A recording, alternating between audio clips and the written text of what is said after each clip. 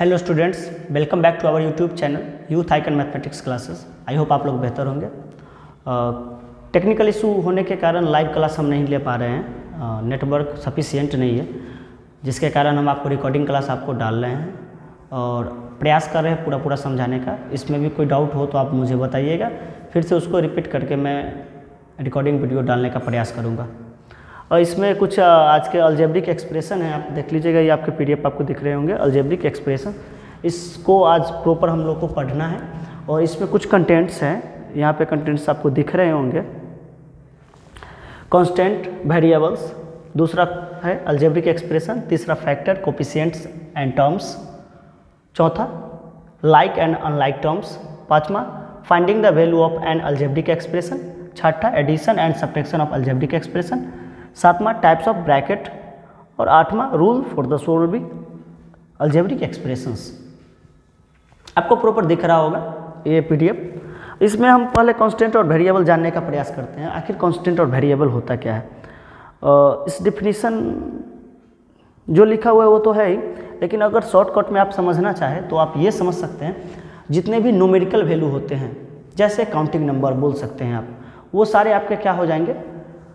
Constant हो जाएंगे। और जितने भी अल्फ़ाबेटिकल लेटर्स होते हैं, जैसे A B C D X Y Z जो भी होते हैं, वो सारे आपके क्या हो जाएंगे? कांस्टेंट हो जाएंगे, सॉरी वेरिएबल हो जाएंगे। जैसा कि ये दिख रहा है, to deal with the problems of finding unknown numbers we use letters to represent numbers. जो लेटर नंबर को रिप्रेजेंट करता है, लिटरल नंबर्स, वो क्या हो जाता है? कांस्टेंट हो जाता है। और जो number alphabetical letters A B C D या एक्स वाई जेड उसको डिनोट करता है, वो आपका क्या हो जाएगा? वेरिएबल्स हो जाएगा। अब जब वेरिएबल और कांस्टेंट आप समझे, न्यूमेरिकल वैल्यू आपके कांस्टेंट हो जाते हैं और अल्फ़ाबेटिकल वैल्यू आपके क्या हो जाते हैं? वेरिएबल हो जाते हैं। अब देखिए इसको,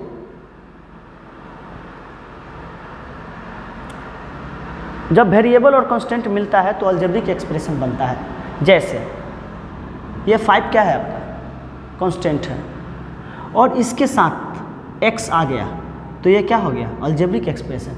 क्योंकि कोई भी वेरिएबल और कांस्टेंट सिंबल के साथ अगर आए, सिंबल के साथ जुड़ के आए, एडिशन में आए, सब्ट्रैक्शन में आए, मल्टीप्लाई में आए या डिवाइड में आए, तो अलजेब्रिक एक्सप्रेशन होंगे।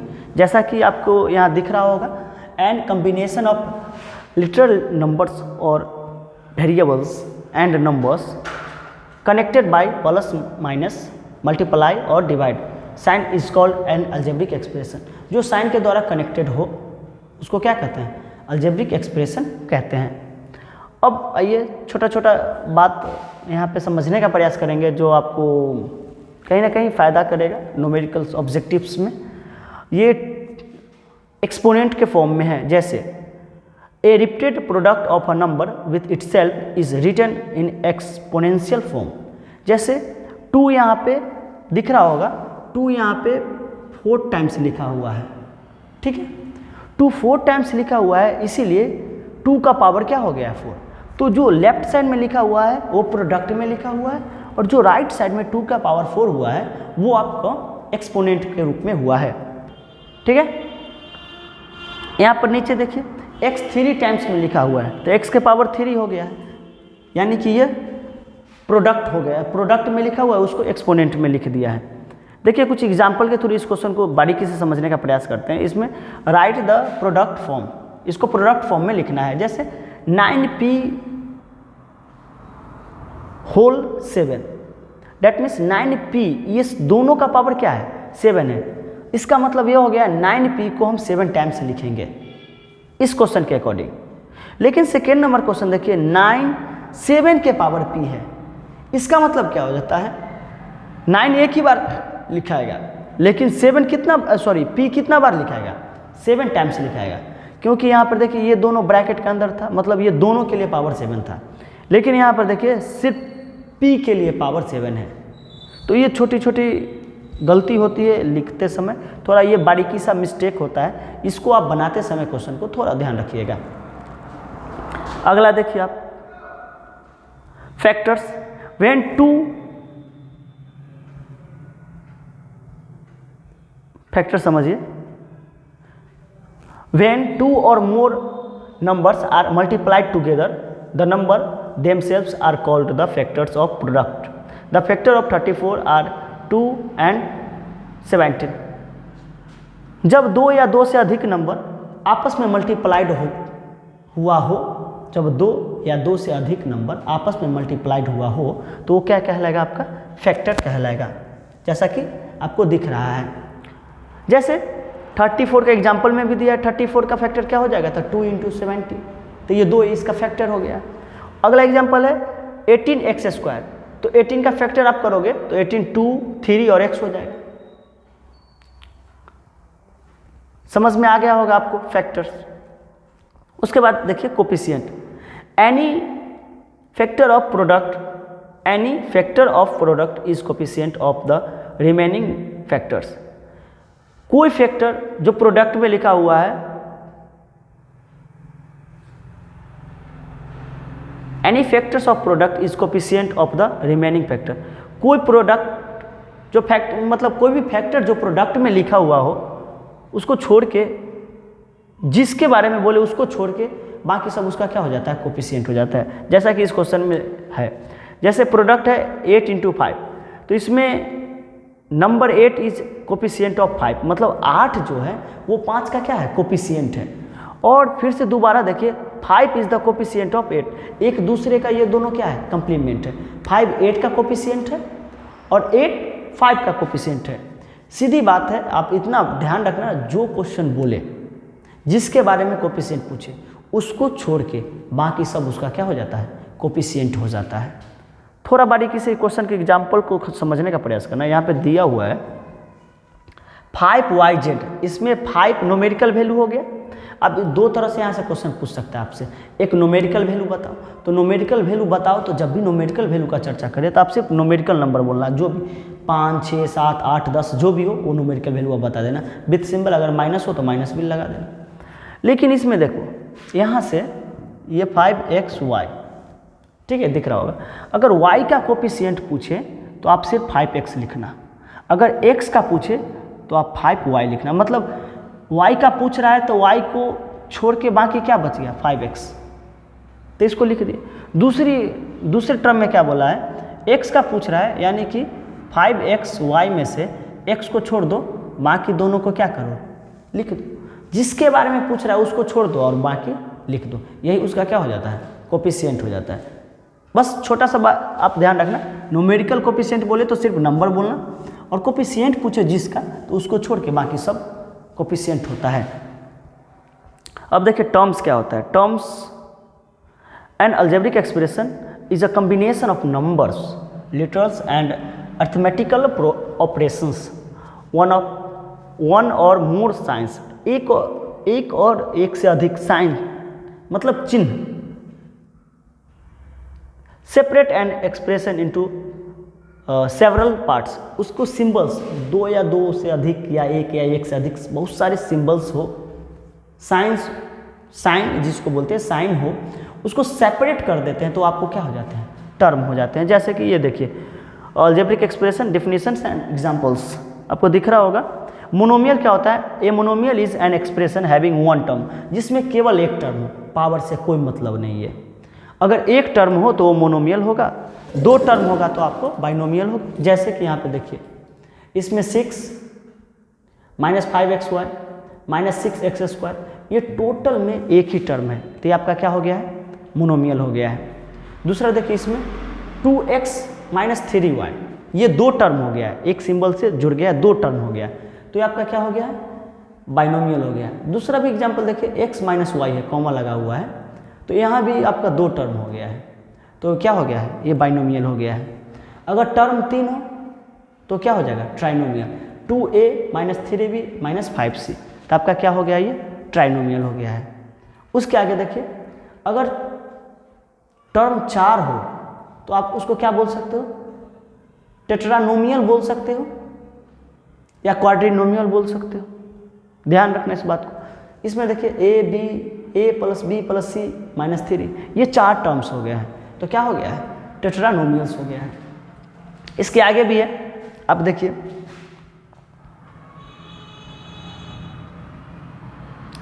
क्वाड्रिनोमियल, जिसके 4 टर्म हो गया तो क्वाड्रिनोमियल है। उसके बाद देखिए 5 terms, binomial, trinomial and all algebraic expression having more than 3 terms are called polynomial.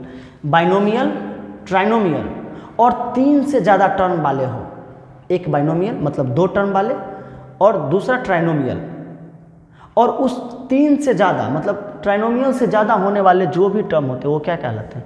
Polynomials कहलाते हैं। आप ध्यान रखना, बाइनोमियल भी एक प्रकार का पॉलिनोमियल है,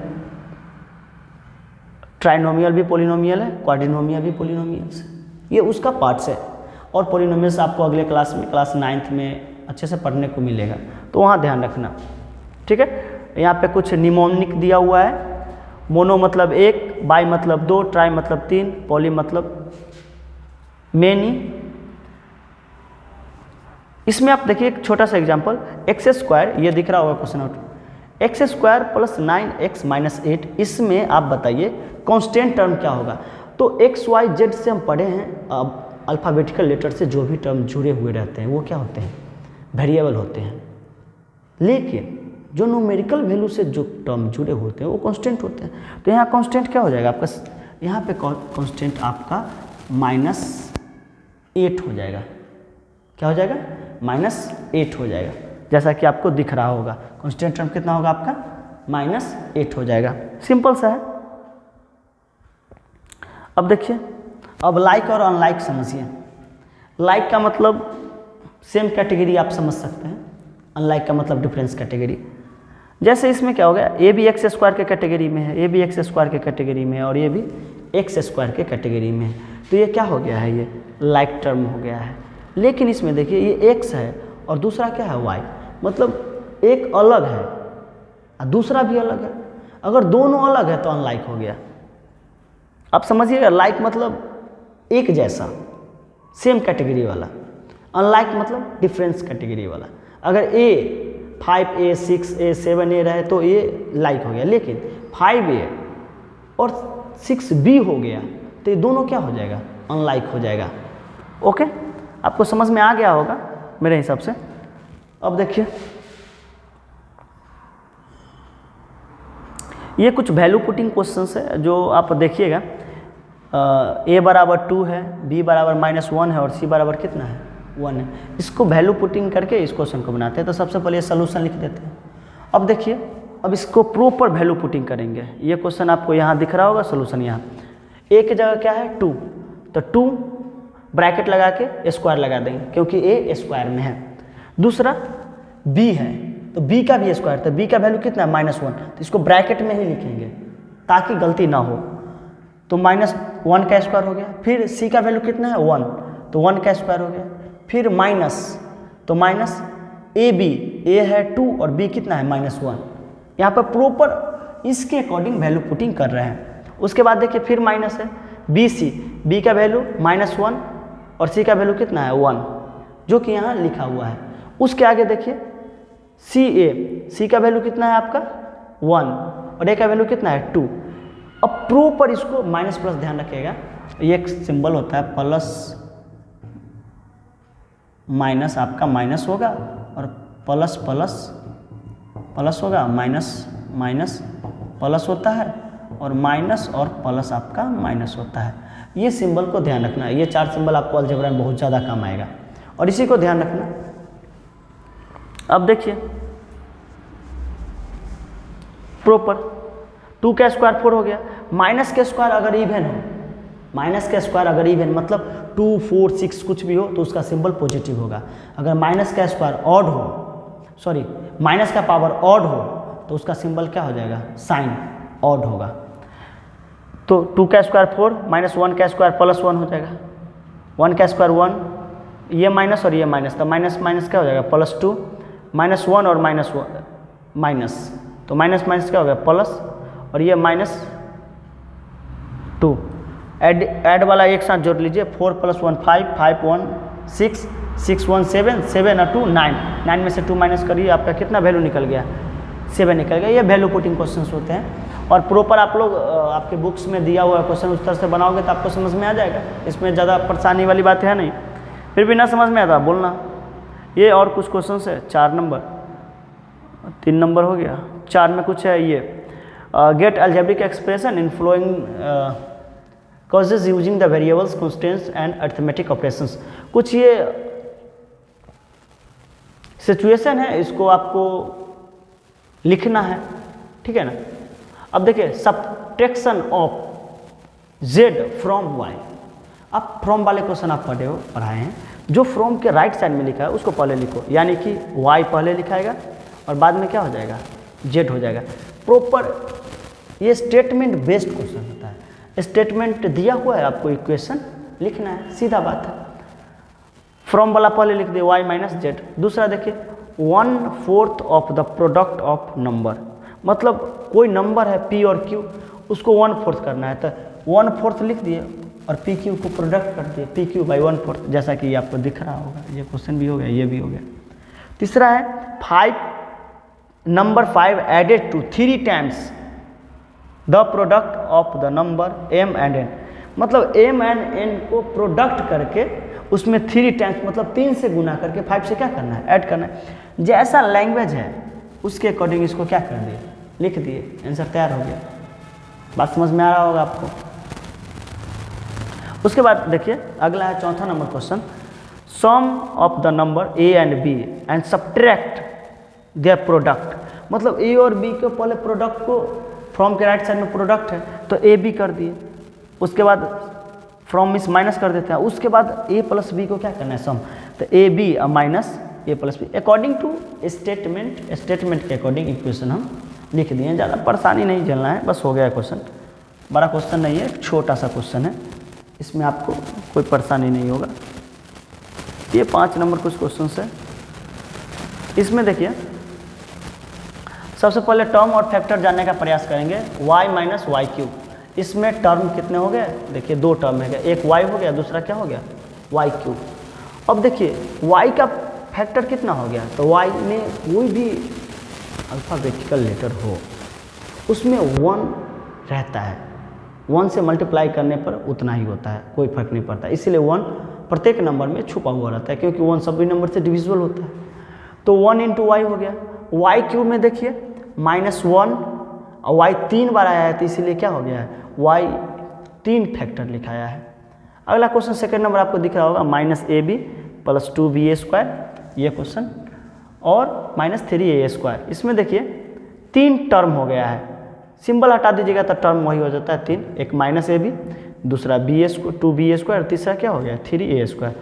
अब देखिए इसमें कितने फैक्टर हो गया, तो -1 अलग, a अलग हो गया और b अलग हो गया है। इसमें देखिए 2 अलग हो गया, b² है तो b इंटू बी हो गया, -3 है तो -3 a इंटू ए हो गया। इसी तरह से क्लासीफाई कर लेते हैं और कोई दिक्कत नहीं होता है। इसमें कुछ क्वेश्चन है, classify into monomial, binomial and trinomial, जिसमें टर्म 1 हो मोनोमियल, जिसमें 2 हो बाइनोमियल, जिसमें 3 हो ट्राइनोमियल। सिंपल आप जान लो, y² एक ही टर्म है, 100 एक ही टर्म है, 7mn एक ही टर्म है, तो मोनोमियल हो गया। 4y minus 7z, 5 minus 3t, 4p² q minus 4pq², a³ plus b³ z² plus z, ये क्या हो गया, बाइनोमियल हो गया। और बाकी 3 टर्म वाले जो भी हो वो क्या होते हैं, आपके ट्राइनोमियल होते हैं, जैसा कि लिखा हुआ है। अब देखिए identify the like and unlike, मतलब लाइक और अनलाइक को क्या करना है, आइडेंटिफाई करना है।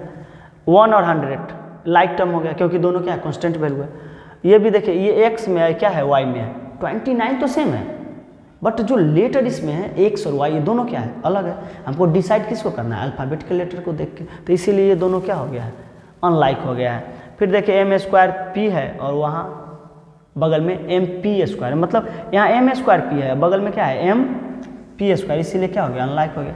इसमें देखिए 14xy या 42yz है, तो x और yz में कोई ज़्यादा फर्क नहीं पड़ता है, क्योंकि दोनों सेम होता है। मल्टीप्लाई में 2 इंटू 4 8 होता है, या 4 इंटू 2 80 होता है, इसलिए ज़्यादा फर्क नहीं पड़ता, इसलिए ये दोनों क्या हो गया, लाइक हो गया। अभी तक इतना चीज़ जो हम पढ़े हैं, जितना आपको हम समझाए PDF के थ्रू, उतना हम प्रॉपर समझा भी दिए। कुछ वैल्यू पुटिंग है, देखिए m-2, तो m का वैल्यू 2 रखो तो 2 - 2 क्या हो गया, 0। इस तरह से बहुत सारे क्वेश्चंस है इसमें PDF में, या आपके बुक भी है, आप प्रॉपर करोगे वैल्यू पुटिंग क्वेश्चन तो आपको समझ में आने लगेंगे। ठीक है, अब अगले दिन हम ये प्रयास करेंगे से आपका क्लास फिर addition of algebraic expression, subtraction या मल्टीप्लाई जो भी हो, छोटा छोटा टॉपिक जो भी हो आपको क्लियर हो जाए, जिससे किसी प्रकार का आपको परेशानी ना हो। हम ये प्रयास करेंगे पूरा से आपका बेसिक कंटेंट्स जो भी है कंसेप्ट क्लियर हो जाए, ताकि आप फंसो ना, माइनर मिस्टेक ना करो। ओके, फिर हम प्रयास करेंगे अगला वीडियो आप लोग को देने का। अभी तक इतना ही रहने देते हैं। Thanks a lot.